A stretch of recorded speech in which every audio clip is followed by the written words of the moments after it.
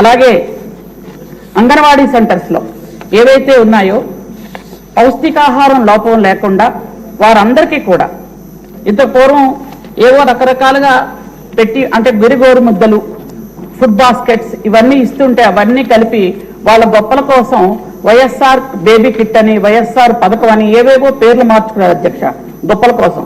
కానీ పేర్లు మార్చుకొని అవి కేవలం పురుగుల గుడ్లు, పురుగుల చెక్కీలు, విరిగిపోయిన పాలు ఇవ్వడం జరిగింది అధ్యక్ష. ఈ రోజు అలాంటి శ్రమ లేకుండా, అలాంటి ఇబ్బంది లేకుండా మళ్ళీ పౌష్టికాహారాన్ని పూర్తిగా అంగన్వాడీ సెంటర్స్ లో అంగన్వాడీ టీచర్స్ల ఆధ్వర్యంలో మొత్తం అందరికి ఇవ్వడం జరుగుతుంది అధ్యక్ష. 48,000 మంది గర్భిణీలకు అలాగే పాలిచ్చే తల్లులకు అంటే వీళ్ళందరికీ కూడా ఈరోజు గర్భిణీలకు మధ్యాహ్నం మనం ఇస్తున్నాం అధ్యక్ష భోజనం. అలాగే వాళ్ళకి ఇంటికే రేషన్ పంపించడం కూడా జరుగుతుంది అధ్యక్ష.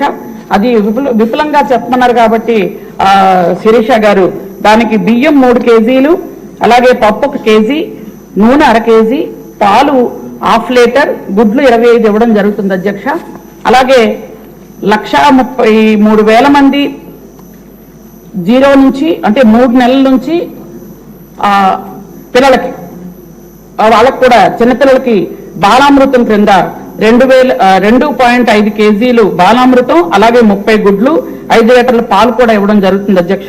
అలాగే 1,20,000 మందికి పూర్తిగా అంటే 3 నుంచి 6 సంవత్సరాల లోపు మధ్య ఉన్న పిల్లలకి బియ్యం అలాగే పప్పు ఇవన్నిటితో కూడా వండిన ఫుడ్ అంటే వాళ్ళకి ఫుడ్తో పప్పు బియ్యంతో అలాగే కూరగాయలు, ఆకుకూరలు, పాలు, గుడ్లు వీటన్నిటితో కలిపి వాళ్ళకి cooked meals sir, hot cooked meals కూడా పెట్టడం జరుగుతుంది అధ్యక్ష.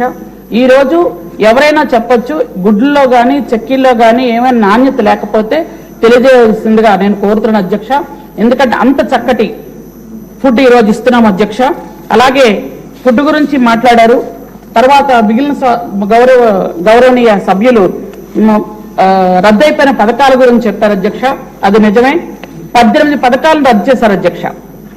18 పథకాలు రద్దు చేసినప్పుడు ముఖ్యంగా ఫస్ట్ ఏంటంటే ఐటీడీఏని 1983-84లో ఆనాడు గౌరవ నారా నందమూరి తారక రామారావు గారు ఆ రోజు ఐటీడీఏల్ని పెట్టి గిరిజనుల కోసం ఐటీడీఏలను బలోపేతం చేస్తే ఆ రోజు చంద్రబాబు నాయుడు గారి తర్వాత వచ్చిన తర్వాత ఐటీడీఏల్లో ఐఏఎస్ ఆఫీసర్స్ ని వేసి గిరిజనుల సేవ కోసం పూర్తిగా ఐటీడీఏలు ఉంచితే మొన్న 1924లో పూర్తిగా నిర్వీర్యం అయిపోయాయి అధ్యక్ష.